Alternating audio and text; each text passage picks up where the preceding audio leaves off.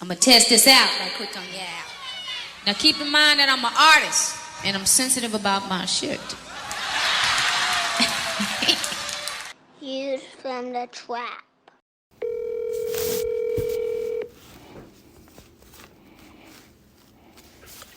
Hello. What's up? What's up? What's up? What up? What's going on? How you doing? Good. What's up? How you doing? I'm good. Thank you for doing this for me and with me.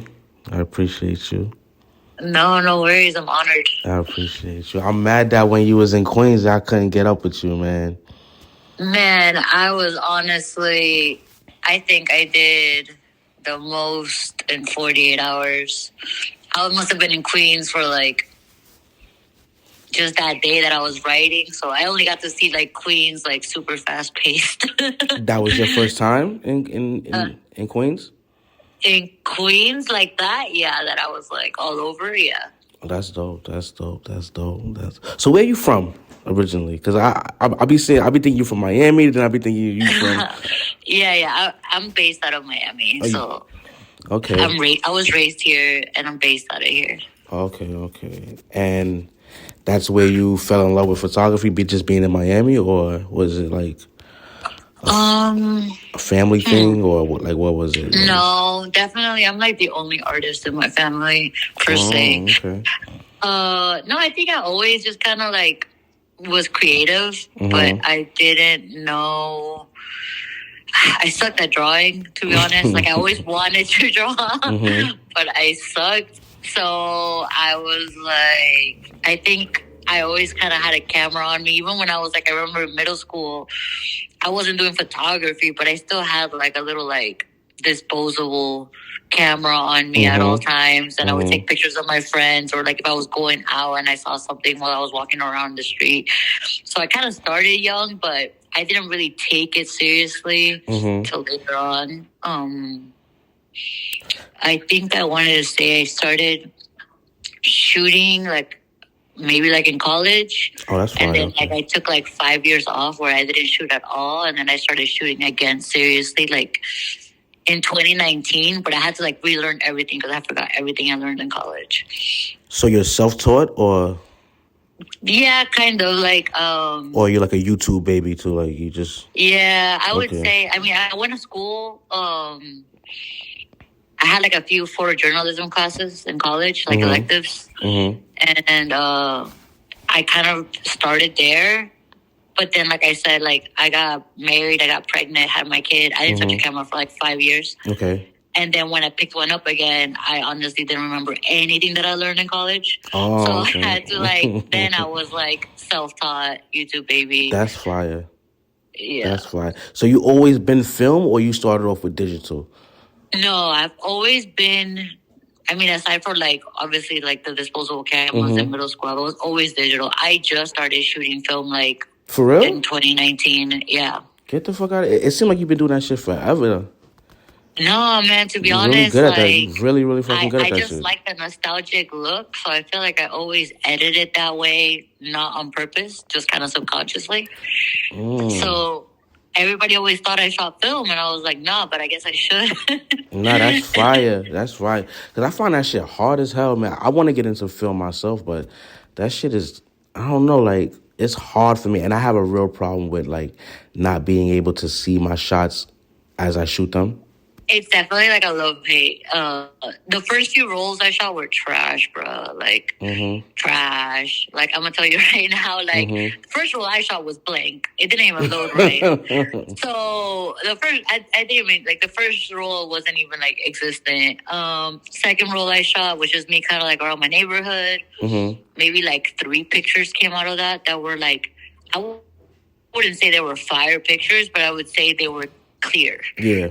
Like my focus was good out of a whole roll. Then I was like, okay. Then I tried again. All right, like 4 more pictures. Like maybe one was actually pretty good. I was like, okay, I was satisfied with. And little by little, each roll, I had like a few more pictures. But it started getting expensive, right? Because obviously film, and it's more expensive now, but a few years ago, it was still expensive. So do you develop it yourself? Do you develop yourself? I started to because of that. Yeah, see, that's hard, man. Yeah, because I was like, bro, I'm spending like $20 at the time. Like, film wasn't as trendy as it is now. So there was one lab that developed, and it was like $20 a roll. And I was like, man, I'm spending $20 for maybe, like I said, I was trash. So I was like, for like 3 or 4 pictures. Jesus Christ. I was like, that's good. I was like, all right, my homie was like, bro, it's not that hard to develop yourself. Like, colors not that easy. You could do different roles at the same time. And I was like, bet. I spent like $200 on my first setup to develop. But I was like, bro, I was spending $20 a roll. Exactly. Like $200. Yeah, that shit makes sense. That's fire though, man. Yo, I was like, all right, let's do it. I got like a scanner off OfferUp. It was like $50 at the time. I was like, bet. I started doing that for a while. I wasn't sure if I was doing it right. Like, my scanning wasn't like totally on point, but I was like, while I was learning, I was like, all right, this is cheaper. And yeah, I started doing it like that. And then I'm busy, you know, I'm always outside. So like, I see. It started taking like, after the pandemic, I started going back outside, and I was like, bro, it's taking me too long to develop and scan. Like, I want this shit immediately. And film started becoming more trendy. So like, a lab opened up that was charging $10 a roll, and it was like in your email the same day. And I was like, all right, man. That's when my film really kicked in, because then I was really shooting, because I didn't have to like worry about developing and shit. So I was just like really getting into it. And after that's when it became easy. So you just taught me something. I didn't know that. So you when you develop it, when you dropped it all to get developed, they email it back to you, the actual photo? Oh, most labs will email it back to you. Some will give it to you in like USB, but almost all of them now, because it's so trendy now. Yeah. There's a lot of same day labs like popping up in different places. So you get them back. Some like if it's color, some labs give it to you like the same day. Oh, I didn't know that. I had no fucking idea about that. That's crazy, bro. It's just expensive. So like, obviously, like now that lab is dope because it's $10 a roll, but most other labs charge like $15 to $20 a roll, and you know, it gets pricey. So how'd you get into the whole like bike life and the car culture? Is that like something that's a big staple in Miami? Like, is that like, was it easy for you to jump into it because that's all you see, or it was something that you were just interested in? So I want to say I started out as a street photographer, but cars and bikes in Miami are everywhere you see, for sure. Okay.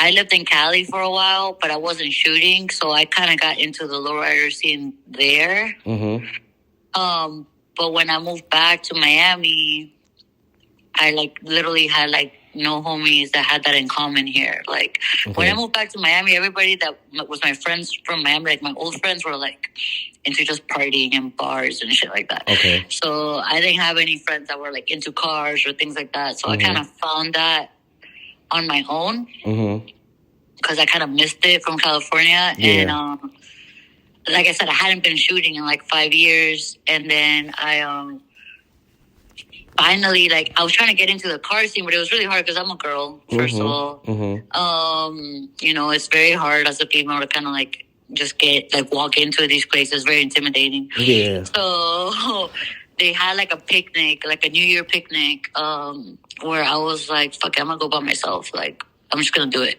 And I brought my camera out for the first time in, like, 5 years. I brought my camera out. I started shooting. I had, like, one homie who used to be in the car scene back in the day who lives in New York now. And he shared one of my pictures, and I guess someone recognized him and recognized the car or whatever.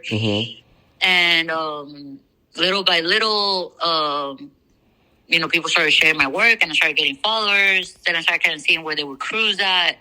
So I would post up on the street where they would cruise at, and I would just post up there by myself and just wait for a car to pass by. And it's not like in LA where you have cruises and shit. It's like a main street that, like, it just so happens you get lucky if you see a car passing by. I would just literally just post up on the street, and whenever a car would pass by, I would take pictures. And then the same bikes would go up and down that street too. So I literally would just post it, and little by little, someone on Instagram saw it, shared it. The owner found me, reshared it, like, you know, like that. And then all of a sudden, I just kind of blew up in the car scene that way. That's and then the bike scene, I was actually put on by my homegirl from New York. She's a photographer. She shoots primarily bikes. Her name is Pistolera. And she's from the Bay Area, but she lives in New York. Okay. And we made a book together. Yeah, I seen the book. That's the one with the steering wheel and like somebody's putting the key in the ignition on the cover. Yeah, that's so fire. My half was all black and white Miami car culture, and her half was all color New York bike life. That's fire. And then us kind of collaborating on that book opened the door for both our cultures to kind of get to know about us. So that's kind of how I ended up in the bike scene, thanks to her. Because people found out about me through her and vice versa. So it all just kind of merged together. And in Miami, the bike life and the car scene is like kind of dope because everybody kind of has both. Yeah. So it kind of mixes a lot. So that was pretty easy over here. It's not like other cities where it's more segregated. Yeah, it definitely is segregated, especially out here. Yeah, so here everybody kind of does everything, So like it's like 2 p.m. on a Tuesday, you see bikes like down the street, the same way like you do in New York, but not a lot of cities are like that. So that's fire. It really is cool because then I was like, all right, cool. I kind of opened up that for me here in Miami, and then I've always traveled a lot. So just by traveling and just kind of like meeting people in different cities, I kind of got into all the scenes all over. So it was cool. That's dope. It's dope seeing like a woman actually partake in like photography because it gives like a totally different perspective. You know what I'm saying? Like for sure, it's hard, dude. Like as a woman, I'm not gonna lie. Like I'm slept on a lot. I don't see how your work is fire. What you mean you slept on? It's something about like I'm either being sexualized or sometimes dudes just want to hire other dudes because they just feel more comfortable, like in that sense. I've gotten passed over a lot of work just because, they won't say it's because I'm a woman, but I know it's because like I don't have like that, yo dog, what's up? Like, like that like that, like guys have. Yeah. So I feel like it's a little harder, for sure. But your work speaks for itself, so I think like after a person just sees your work, it's like you being a woman just goes out the window because it speaks for itself. It's fire. You know what I'm saying? Like you can't deny good work. You know what I'm saying? So no, I for sure think. Like I said, I don't think my work. A lot of people think I'm a dude. Unless they're watching my stories and stuff, I don't post myself that often. So I feel like I get like a yo, bro, thank you, like all the time. Every time I tag somebody, I'm like, you're welcome. Like, so, are there other women photographers around you that you shoot with that's in your neighborhood or in your area? Or no, man, I wish. Are you a big loner? I wish. Locally, no. I have a lot of homegirl photographers that I respect all over the country, though, that really be putting it down. But locally, I feel like in Miami, even in not even just women, but just the photographers that shoot the same type of stuff I shoot are very hard to find. They're very, like, niche in their, like, ways. Here is very, like, if you shoot portraits, you shoot portraits. If you shoot fashion. It's like there's not a lot of like overlapping. I've gone to other cities where I'll go to a car show and there's like in Houston or in LA, I'll go. There's like 20. Sometimes there's more photographers than cars. Yeah. I feel pretty blessed out here that sometimes I go to an event and it's just me. Like I have the whole thing to myself, which is dope. But at the same time, I'm always like, damn, man, I wish I had some homies that I could just like mob with and like go shoot or just shoot each other. I don't have to think about looking for models. And I travel a lot to visit other photographers. You should try to create that, like a little, like a woman's group of photographers. That'd be fire. Yeah, I should. That would be fire. Yeah, that would be fire. That's fire. So let me ask you a question. What's your background? Like what's your nationality? So I was born in Venezuela, actually. Okay. So I'm 100% Venezuelan. I was born there. I came to the U.S. when I was like 5. And I went back and forth till I was like in high school, and then Venezuela got hella bad politically, so I couldn't go back anymore. So yeah, I'm 100% Venezuelan. I don't really I feel like I'm more Americanized for sure. Okay. I embrace my culture, like I cook Venezuelan food and things like that, but I feel like I'm just so separated. When's the last time you've been back there? Man, I think I was like 15, and I'm 30. I'm not gonna say how old I am now. You gotta. I'll edit that out. But I'm up there. you gotta go back, man, and I can't. And Honestly, document it. it's like just very dangerous. And if I go back, there may be a chance I can't come back. Oh so, man, damn. All right, yeah. So I have a kid to worry about. I can't do it. I wish I could, to be honest. Stay where you at. Stay where you at. No, right now I can't take that risk. You know who you remind me of, like photography wise, and I'm sad I'm gonna say this, but it's a dude. But what's his name? He's on the tip of my tongue. It's all with an E.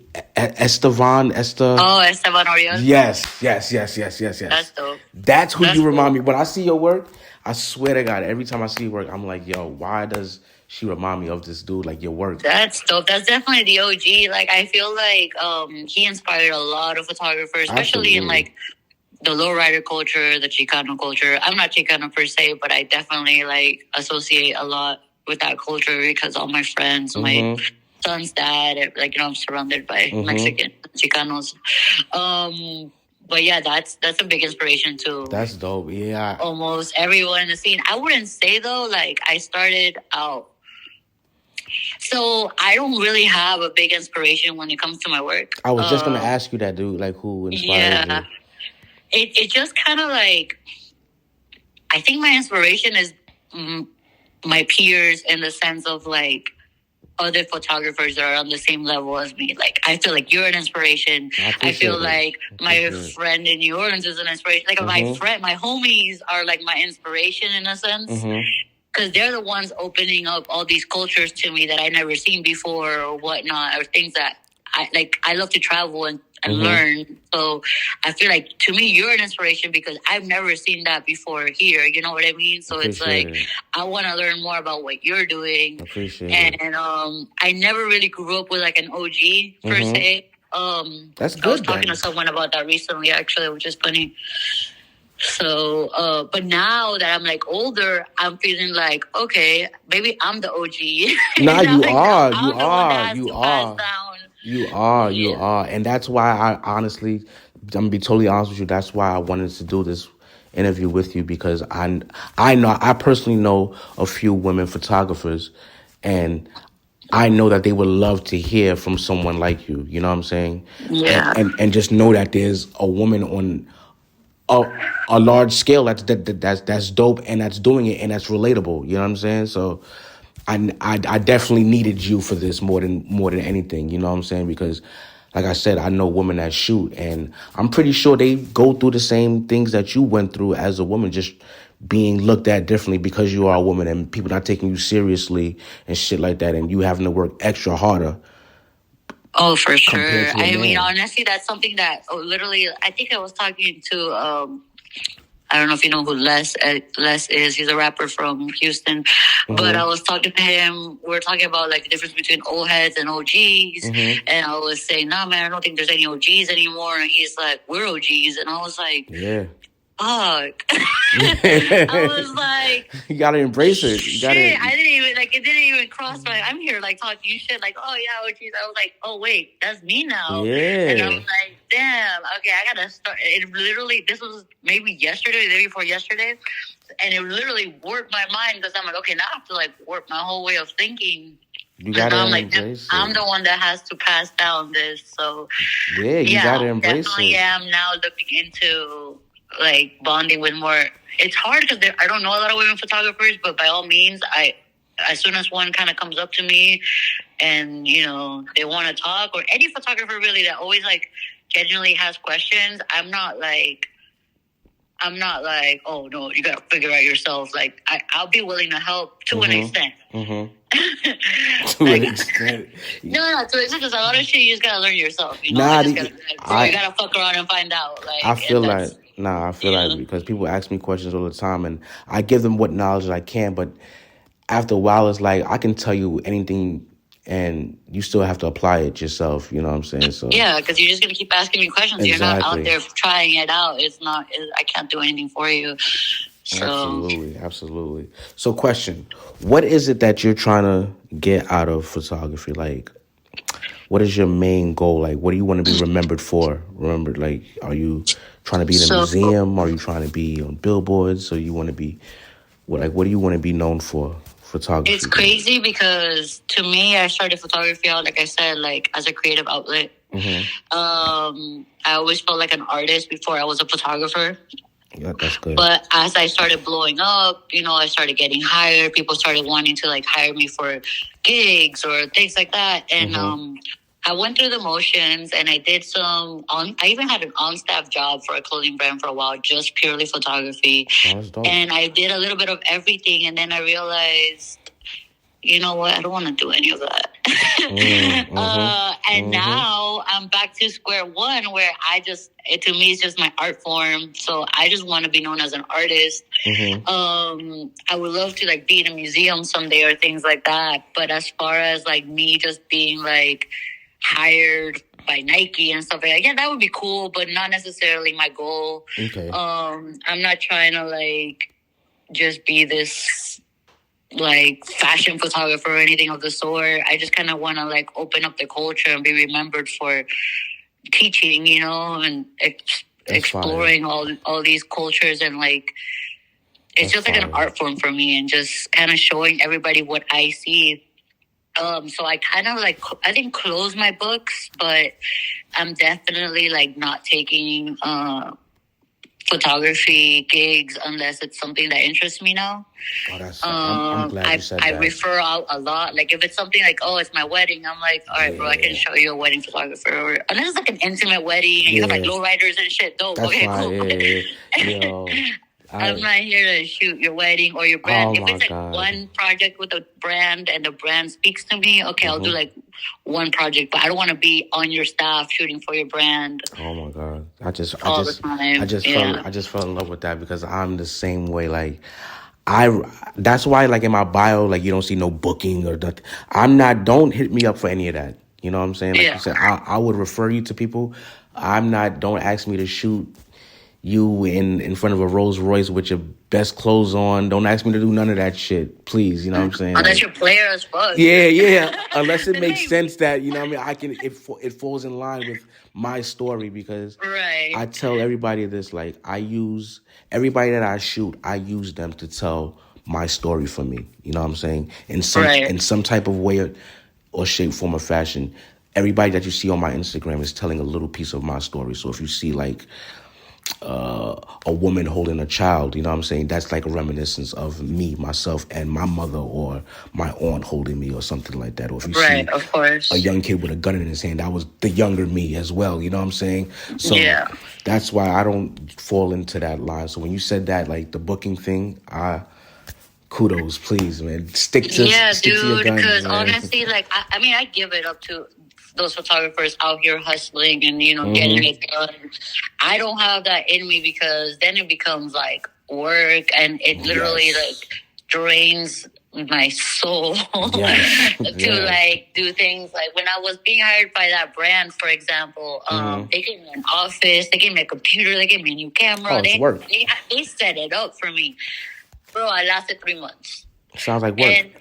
And just because I was running out of ideas. Like I was like, okay, I can only shoot this brand like in so many different ways, where I just don't even care about like their clothing anymore. And like it was becoming redundant. And then I didn't have time to work on my own stuff. And I was okay, once in a while I'll take a project. We did it. It's there. Boom. Maybe next year we can do it again. But I'm not trying to like be the photographer for such and such. Like no, like I just want to keep my work moving, keep it going.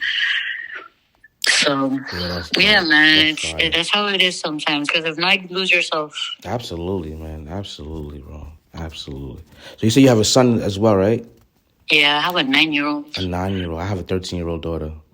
Oh yeah. I can wait a little bit until he turns 13. Do you teach him photography? Is he interested? So, you know what? It's funny. Like, not really. But I had, okay, so funny story.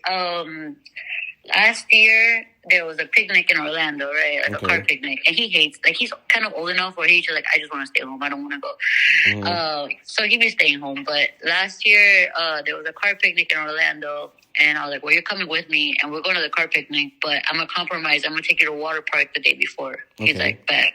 I was like, all right, but you got to go to a picnic. You can't bitch. You got to just, suck it up and just, vibe with me. He's like, all right, fine. So we went to the water park, whatever. Next day, it's a picnic. So what I did was I gave him my Polaroid. I have those Fuji wide Polaroids sometimes. Okay. So I was like, look. He's like, I'm like, I know you don't want to be here, but this is what you're going to do. You're going to go around. You're going to take pictures with this Polaroid. And I'm like, and if people like them, you're going to charge them $5 per picture. There you go. And you're going to give him the Polaroid. He's like, oh, okay. Bro, that kid came out with like $200 that day. There you go. he was like taking a picture. The pictures were fire because it's like those wide angle ones, so you can't really miss. But he was doing some good shit. The cars were hopping and shit. He was like snapping them.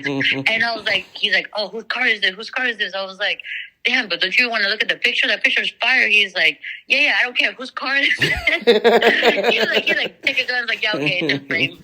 And he would just go straight. So, like, now, sometimes, if we have a Polar or whatever, I can get him to go. If it's like I think it's a car event where he can, like, make pride, he'll, like, show up and take pictures. That's fire, man. That's fire. So that's how I'm getting him into it little by little, but he's not necessarily, like, he's not into the cars, he's not into the cameras. I think it's because he's been around it for so long that, like, I was like, bro, any 9-year-old that sees a car in the air would go ballistic. Go crazy. Yeah, but for him, he's like, yeah, whatever. So he's been inside them, he's like, oh, whatever. Like, it's just unimpressed. That's fire, though, man. I'm trying to get my daughter into it. She likes it a lot, but like you said, she just likes the money part about it. Like when I bring her to shoots with me or whatever like that, like if it's anything that I am getting paid for, I'll bring her and her camera with her, and I'll let her shoot, and then I'll pay her at the end, and that's all she cares about. She doesn't care about looking at the pictures. She's just all money, but yeah, I get it. That's so funny. But yeah, I mean, hopefully when he's older, he'll get into it because then he'll realize, like, damn, we're doing some dope shit. Exactly. But right now, he's just, like, into video games and shit. So he's like, eh. But when I do force him and then, like, I push him, then I'm like, dude, these pictures are actually really good. Like, he'd be crouching down, he'd be getting angles. So I was like, okay, I know it's in there. That's fire. So check this out. We're on a platform right now. There's about, say, 100 women, young ladies listening right now. What do you tell them if they're getting discouraged in photography? Man, you just gotta make a name for yourself and stand your ground. Don't rely on anyone to, like, tell you what they think about you, for sure. Like, you just gotta, like, you just gotta kind of own the room. If you're a woman, honestly, and you gotta, like, sweet talk to get your way around, do it. Use those powers to your advantage. I'm not saying give in to anything. Don't be manipulated. You do the manipulating and you get your way, because as a woman, you have so much power. And if you're walking into a place, just realize, like, you have so much power as a woman that a lot of people can't use, and you can use it. So you gotta use all the tricks up your sleeve just to make yourself noticed, and use them, bro. But don't be discouraged. Just own it. Be confident about your work. Just know that you're that bitch, right? Just, like, you are that bitch. Like, you gotta just be there and, like, do it, and just don't let anybody, don't be like, oh, this is so-and-so's friend. Like, I was in a relationship one time when I was first starting, and it was someone in the car scene, and, like, I hella fucked with him, but I had to be like, yo, we gotta keep this a secret, not because I'm trying to, like, hide you or, like, but I don't want to be known as so-and-so's girlfriend. You feel me? Yeah, I get it. I want to be known as Sophia or Skreefs or whatever. She's a photographer. I want my work to speak for me. And then later when I'm established, we can be together, But it's things that you have to like. If you're really trying to make a name for yourself, you got to make the name for yourself, not behind somebody else's. And that's kind of the best advice I can give, and that'll definitely push you forward. Because if you like kind of hide behind a man or somebody else, then like you're always gonna be known because of that. So that's definitely some advice I can give you. Just make your own name and just show up. Just pull up. And if nobody's talking to you, that's fine. Get your pictures, and then your pictures will do the talking for you. And little by little, they'll recognize you because your work is fire. That's fucked up. I honestly didn't know that. You know what I mean? Like, it's so separated in photography. Like, from it's like racism almost. Like, you know, like from color to gender. It's for sure. I had no idea it was like this. Photography is a boys' club in general because, like I said, how many men photographers versus women photographers do you know? It's probably outnumbers. And then the same. Okay, so I'm a woman photographer. I'm in the car scene. I'm in the bike scene. Like, it's like 3 different boys' clubs. Yeah. You put yourself in an all-male sport, too, at that. Yeah. And then it's just, like, so much ego, so much dick riding. Like, I feel and I am so against that, and I just stand my ground against that because, like, it's like the feminism leaving my body sometimes. Like, yeah, I get it. Having to listen to some of these guys, I was like, bro, y'all really think like this? But then I'm there to educate them because then I become the homie, and I'm like, nah, you guys, they gotta use that power to educate them too, to, you know, open up their eyes for what women really are. So I try to fucking play devil's advocate all the time. No, you have to, man. Yeah. I'm just now thinking about like, damn, you really have a lot against you because you're a woman, and then the content that you decided to shoot is like a male's sport, sort of thing. Yeah. And it's for like, sure. damn, that's crazy. Now that I think about it, that's crazy that you. But you flourishing in it, though. It has to be fire. Like, people be saying, like, you don't miss. I'm like, I can't miss. I can't miss. You really can't. Like, right now, I've kind of already been established, so I've kind of, like, I've been slowing down. I'm not going to lie. Like, I've been slowing down. I've been doing a lot more of what I feel like doing. Instead of shooting models, I just be shooting, like, my homies when I'm hanging out. Mm-hmm. If I go to a car meet, I'm just chilling, man, and, like, I'm drinking, I'm hanging out. If I see something cool and I happen to get the picture, cool, but I'm not there to work like I was, you know, mm-hmm. before. But that comes with the name now, where I'm like, all right, I could come up to anywhere and be like, yo, let me take a picture, and people know who I am. But at first, I was there working. I had to, like, gather up the courage to talk to strangers all the time, and, like, I'm shy. Like, I'm extroverted, but I'm introverted, too, so... Are you now?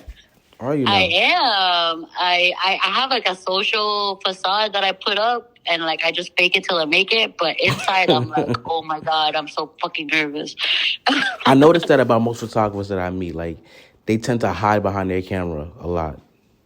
You know, like, not really speaking that much. I'm the total opposite. I can walk up to anybody and just have a full-blown conversation. I guess that's why it's so easy for me to be a photographer, because I really don't have no shame, no nothing like that. Right. I definitely am very shy, but I've gotten so used to, like, I don't know, like, I just fake it. I literally fake it and it works. Like, I just, like, I see the person I want to take a picture of. They don't know who I am. I don't know who they are. I get the anxiety. But I'm like, I gotta fucking do it, or else I'm gonna miss my shot. And, you know, anything for the shot, right? Anything. So worst thing they do is say no, and you're like, fuck it, at least you tried, you know. So I, like, breathe. I go deep breath, and I'm like, hey, can I take a picture of you? You look hella dope. I like your vibe, blah blah. And then I take it. But, like, that took so much courage. Like, you could never tell that it did. But I had to literally, like, the whole walk over there, I was like, okay, just do it. That's crazy. That's crazy, man. So, are there any advantages to being a woman photographer that you think? I mean, yes, it's a lot easier to take pictures of strangers because you can just pull on the sweet voice, you know, the office voice. Uh-huh. like they're not gonna think you're a fed. You know what I mean? They're not Yeah. gonna think you're especially like, you know, because we've been taking pictures of street shit. Yeah. Not everybody can just go up and take pictures of some of the shit we take pictures of. So I just kind of walk up with like the sweet voice and as a woman, and I can take pictures of kids way easier. Way easier, yeah. Than a man can, because like, if you're just some dude taking pictures of some kids, you're gonna look sus as fuck. So, as a woman, I feel like I can take pictures of kids and nobody even think like bats their eye. Yeah. And I take a lot of pictures of kids because that's just like, to me, like that's the whole reason I feel like I really started shooting the culture was, you know, to show younger generations how the culture was, like, you know, in a history kind of way.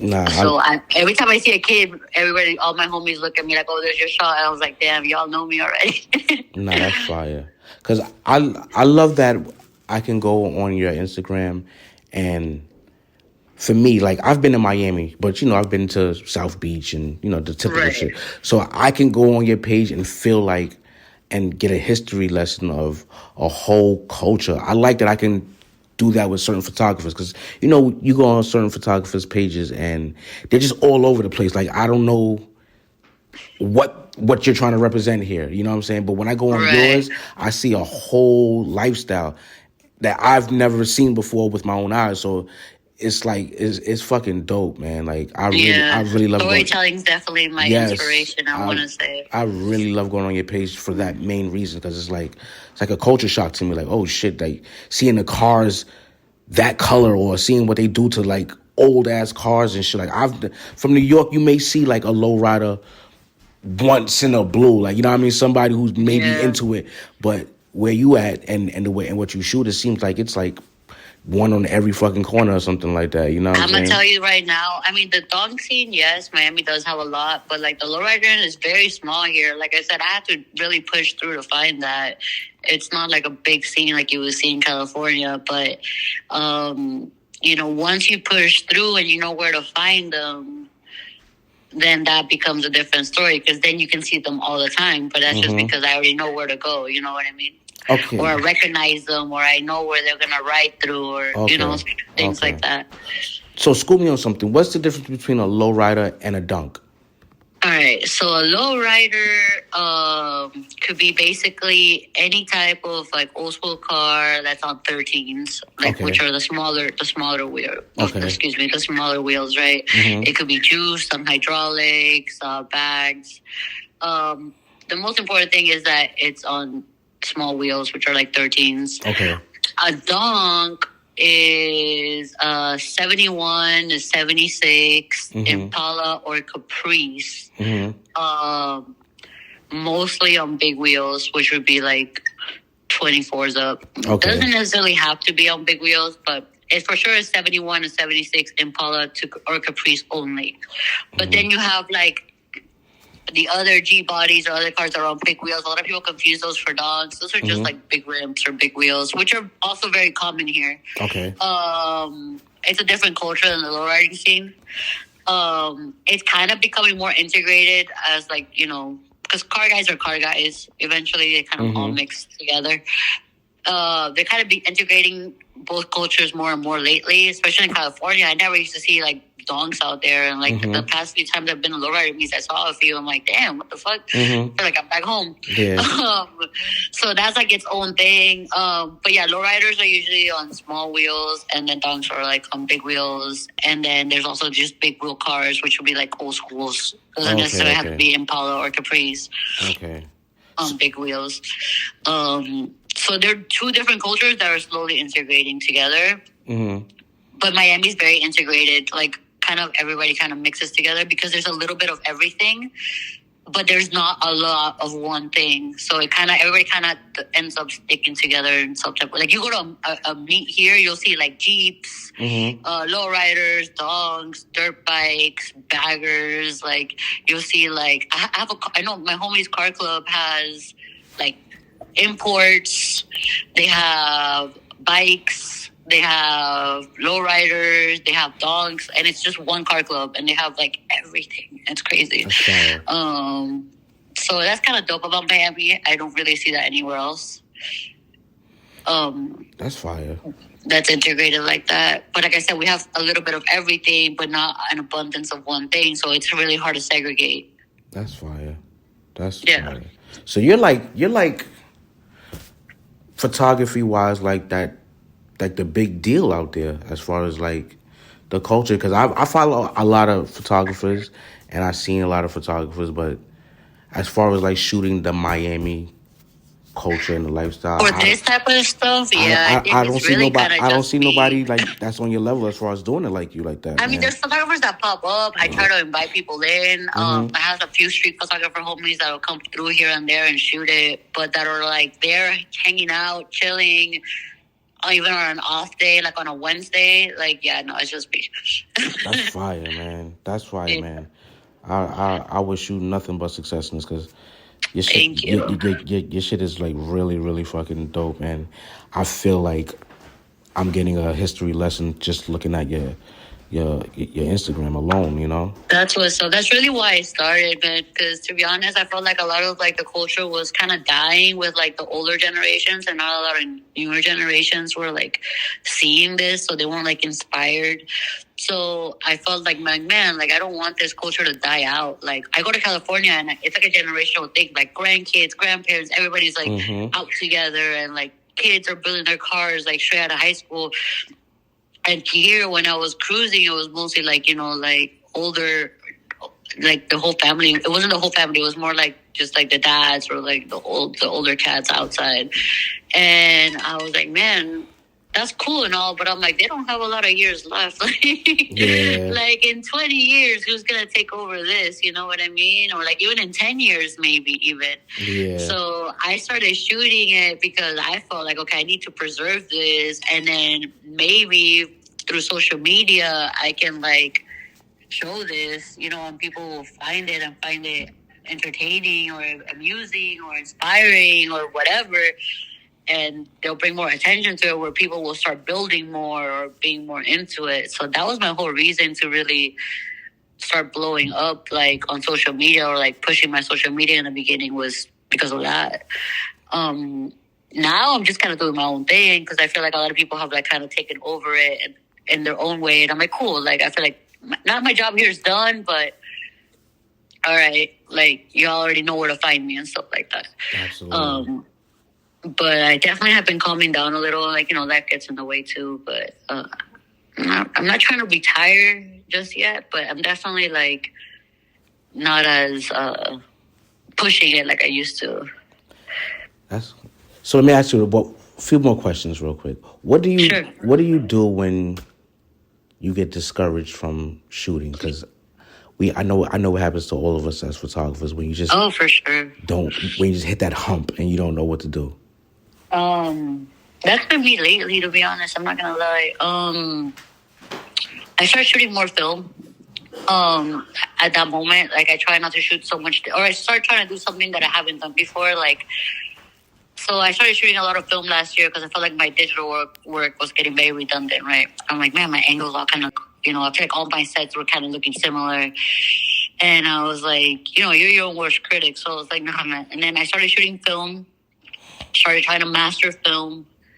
And that helped me kind of like, because you only have 36 pictures. So I was like, that kind of really helped me think about my shot, think about better angles, you know, kind of like, I have to get this right. I'm not like digital, just like shooting a bunch of stuff and just hoping for the best. Like with film, I was like, all right, I really got to think about it, make sure my settings are right. Take your time. So that last year helped. This year, because I feel like I'm already kind of mastered the film. Definitely did. I've gotten into trying to do more video. Okay. Not a lot of video, like videography to an extent, but you know, like even just the reels, trying to make them entertaining. Yeah. I love music, so I love incorporating music into my visuals. So like the reels, I really enjoy doing the reels because I'm like, okay, something that I'm not really like, I haven't mastered yet, like videography, I haven't mastered yet, but it's something new, it keeps me entertained. So I've been like messing around with that lately. So do you see yourself? I also haven't had a lot of time to shoot, so I have a lot of content that I can just always work on. You know what I mean? Okay. So do you see yourself getting into videography? Like Not like a professional videography, I'm not gonna be shooting like music videos and stuff, but I see myself definitely incorporating my storytelling into videography the way that I've been doing. I can see that. Whether it's like bike life videos or like, a recap of like the day or like a recap of an event, and I get to add my music and my spin on it, then yeah, I really enjoy that. I don't think I'm going to be like out here with like a gimbal or anything. I definitely I'm not that type. So probably not to that extent. I'm not going to be like, oh yeah, let me hire me as your videographer. Like, no. I'll do like hire me as your photographer. And if you want like behind an extra 30-second reel, I have a little additional charge for that, but it would be lit. Something like that.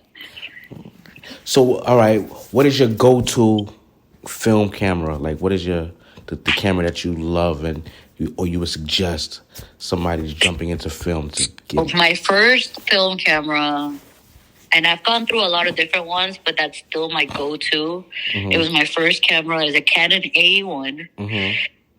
Every photography teacher will tell you that's like the best camera to like start with. Okay. And they're right. It is. It's a great camera. And that's really that's the camera I started out. It was my mom's. It ended up breaking, but at some point I had already like 2 backups because I loved it so much. So I think I'm like on my 3rd one already. Wow. But it's a camera that's worth it. And like it lasts. Like mine's don't because I'm fucking messy because I'm outside on a fucking dirt bike dropping everything, but it's a good camera. It's like probably you could get one for like $200 nowadays, so it'll last you. I definitely recommend you buy that before you buy a point and shoot, because it'll teach you like how to use a camera, and it'll make you a better photographer, excuse me, in your digital work as well. Because once you're shooting film and you're shooting fully manual and you get that down, shooting digital is just going to become like so much easier, and you're kind of like not going to have to do so many takes to get the right shot. Yeah. So I definitely recommend that camera. And then after that, I have this little Olympus X8 point and shoot. I've been using that a lot lately. That's probably the point and shoot I would recommend. But I would definitely, I hated point and shoots. I just started using point and shoot. It was cool, it was clean, but I always went to my A1. Even shooting off bikes, I was shooting fully manual with the A1. And I just recently switched to the point and shoot just because, I'm lazy and I don't want to carry shit. And because I've been doing video, I don't want to have, 2 cameras on me. So I'll have, my digital camera is a Fuji. So I'll have that for video, and then I'll have my point and shoot in my pocket for some film. But the Canon A1 is definitely the best camera I would recommend to start out with, so you can learn how to use a camera properly. And then move on to a point and shoot from there. Once you already experimented with different film stocks, see what you like, and then you can kind of mess around with point and shoots after that. Got you. But you just told me a lot because I'm trying to get into it. But this shit is I'm give me spoiled. Up anytime. I love to hear it out. Please, man. Cause that's a long ass conversation that we can have. I know. Because I'm spoiled with this DSLR. It's just my life is just so much easier with it. And I mean, if you wanna take a shortcut on film, there's Rebels, Canon Rebels or EOSs that are film that you can put your Canon lenses on. Let me tell you something. I was just looking at one. It's a Canon EOS 1N 35mm, right? And it's $100. Yeah, it's like $100. Yeah, it's like $109, right? Cheap as hell. It's like the same setup as my camera. My 5D Mark IV has the extra grip on it and all that, but I'm able to put my lenses on it. Yep. No, I mean, don't get me wrong. What do you feel about those? What do you feel about those? You can shoot in AV mode. You don't even have to think about it. However, I still recommend you get the A1 and learn how to use a camera. Yeah? Yes, because then if not, what's going to be the difference? It's film, no? It's film, but you're still going to have the same crispy-ass lens. Yeah, I don't want it too crispy. You're still going to have the same settings. You're still going to have... So it's so what did you learn? Damn. You feel me? Like You just discouraged me just now. I was don't get me so wrong. hyped. I was gonna buy I it would still too. get that EOS, Uh-huh. and when you do a professional shoot, bring that with you and fucking kill it on the film camera, and then you have like a dope ass shoot with like clean ass images and or film. That's something you can like frame or print or whatever. Yeah. But for you to just be out on the street or whatever, start with the A1 and like learn it, get it down, and I promise you everything else is gonna be so much better. I'm gonna listen to you. I'm still gonna get the EOS, but I'm gonna listen to you. Yeah, get it. I honestly, you know what? I regret selling my Canon gear because I used to shoot Canon before I shot Fuji. Because once I moved to Fuji, I sold my Mark III. I sold everything. Oh, man.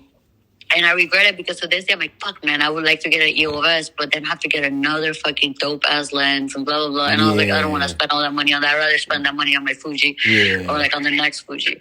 So I wish I hadn't sold all my Canon stuff and, like, bought that and at least kept, like, one Canon lens, like, maybe, like, my 28 or something. Yeah. And use that, but whatever. That's a regret I have because it's still, like, a full-frame camera. It's dope. So I would still recommend you get the EOS, but no, man, but definitely get yourself like an A1 and learn how to use like a film camera just to, like I said, the first few rules are going to be trash. Don't get discouraged. I'm already discouraged. It happens. I've had moments where I was like, I think I was shooting this dope ass, like, I think it was MLK event.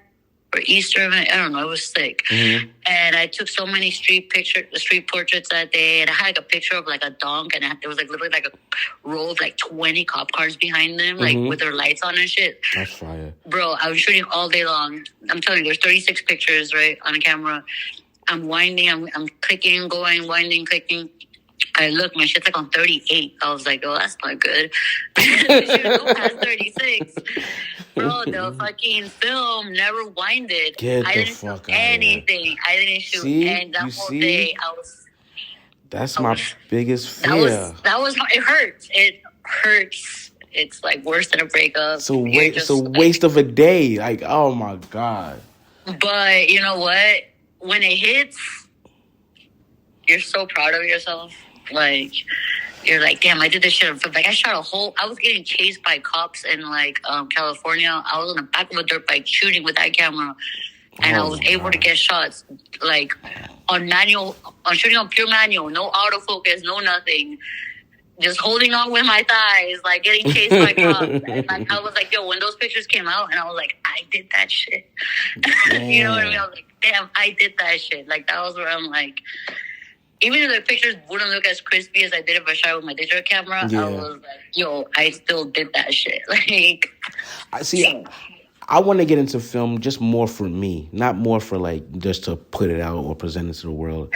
It's something it's something I want to tackle for myself. You know what I'm saying? I feel like if I put film out, people may not.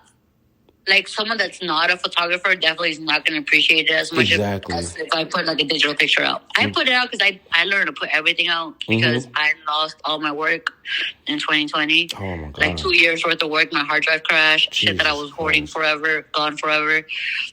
So I don't hoard shit no more. I put everything out. I don't care. That's a good way. I hear people that bitch about it though. They're like, "Oh, but what if you like want to make a book and like you don't want things to be specifically for a book?" And I was like, "Bro, I could put out 8 books right now, and you have no idea what's gonna be in them because I have so much fucking content. Like, man. it don't matter."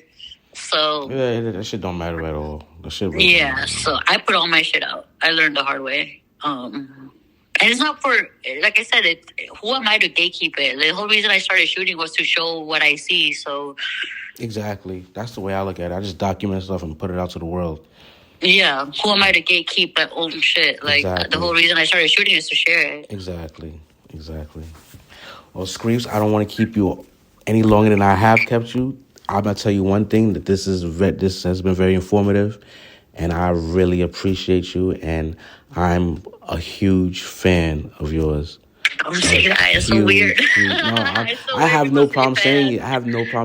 I'm a huge fan of yours for the main reason that, like I said, when I go onto your page, I feel like you're giving me a piece of you, you know what I'm saying, and a piece of your culture, and it's not all over the place. When I go to your page, I know what I'm expecting, and I know what I'm going to go get when I go onto your page, and I love I that. appreciate it, dude. You know what I mean? Like, especially from you, like, you're out here, you're in the MoMA.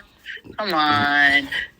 that's just... no, man. I appreciate it, but great. it's just it's a small step to where I would like to be. But this is about you and about women. Well, congrats on that. I appreciate it. But this is about you and women that are like you, and hopefully that any woman that listens to this podcast can take something from it, because I'm pretty sure that they can learn a lot from you, man. And I appreciate you from the bottom of my heart. Keep on killing shit. Next time you're in New York, you better hit me up. Yeah, man, for sure. We gotta do this. Hopefully I'm there for more than 48 hours next time. Absolutely. Even if you are for 48 hours, I stop what I'm doing, I'll come pull up, and we make something happen, man. Let's do it. I appreciate you again, man. Thank you so much. I appreciate you. I'm flattered that you thought of me for this, to be honest. Absolutely. Honored. But yeah, man, it's all love. Appreciate you, man. You have a good night. God bless, and take care of that child of yours. You too, man. Likewise. Have a good night. All right, later. Later.